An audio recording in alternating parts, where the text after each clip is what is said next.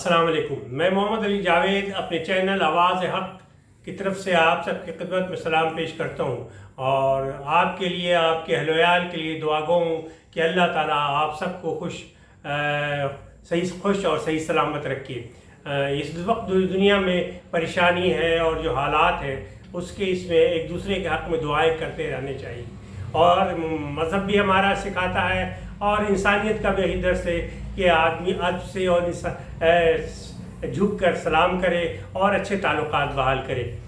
मैं आज जो है आपको एक नए मौजू की तरफ ले जाता हूँ। दुनिया में तकरीबन 1,24,000 नबी आए और जिसमें से 25-26 का तो जिक्र है कुरान शरीफ में, बाकी का जिक्र नहीं है। तो मैं आपको बताता हूँ एक चाइनीज़ फ़िलासफ़र के बारे में। बहुत बड़ा फ़िलासफ़र था और इसको आप कह लीजिए कि इसका नाम था कन्फ्यूशियस जो है बहार और ख़ज़ां के दौर का एक चीनी फ़िलासफ़र और सियासतदान था।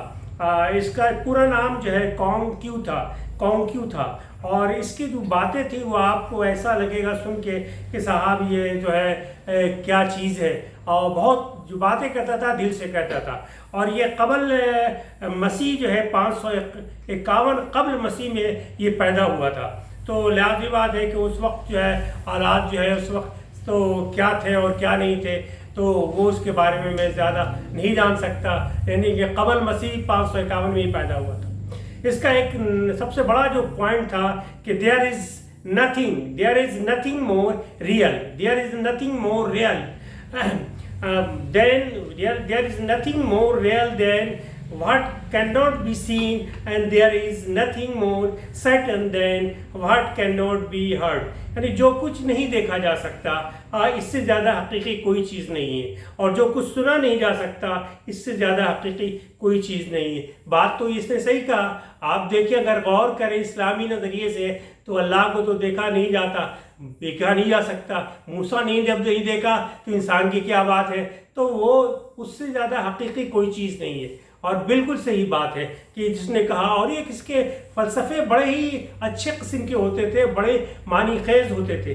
दूसरा इसका जो जुमला था कि जो कुछ सुना नहीं जा सकता इससे ज़्यादा हकीकी कोई चीज़ नहीं है। बाकी अल्लाह ताला तो कुछ कह नहीं सकता ने, लेकिन उसकी किताबें और उसकी ये तो आप सुने तो क्या चीज़ें हैं, वो क्या अल्लाह हमसे हिदायत दे रहा है, क्या हमको किस रास्ते पे लगाना चाह रहा। तो इसकी एक बातें बड़ी समझदार थी और बड़ी अकल वाली थी। फिर दूसरी बात उसने कहा, it does not matter how slowly you go as long as you do not stop. इससे कोई फ़र्क नहीं पड़ता कि आप कितनी आहिस्ता चलते हैं, जब तक कि आप नहीं रुकते आपका चलना ही ये वही आपका ही है। लाज़िम बात है एक स्पीड तो नहीं रहती है, थोड़ा कम हो जाता है और उसके बाद ज़िंदगी में उतार चढ़ाव आता रहता है, लेकिन आप रुकने नहीं, अपने मकसद में आपके जो ऑब्जेक्टिव है उसको लेके चले और रुके नहीं तो आप कामयाब रहेंगे इंशाअल्लाह ताला। उसके बाद फिर उसने कहा कि wheresoever you go with all your heart। यानी कि जहाँ भी जाओ अपने दिल से जाओ।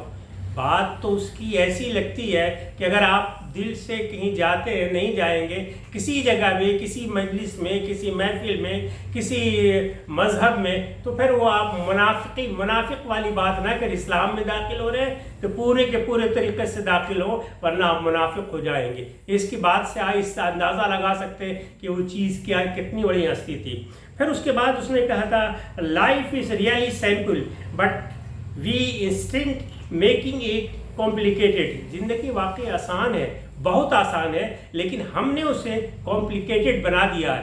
ऐसा कॉम्प्लिकेटेड बना दिया है जिससे जाना बहुत मुश्किल है, बहुत मुश्किल। वरना ज़िंदगी बहुत सिंपल है। आप अगर कुरान के मुताबिक चलें तो और ये है तो बहुत ज़िंदगी सिंपल है।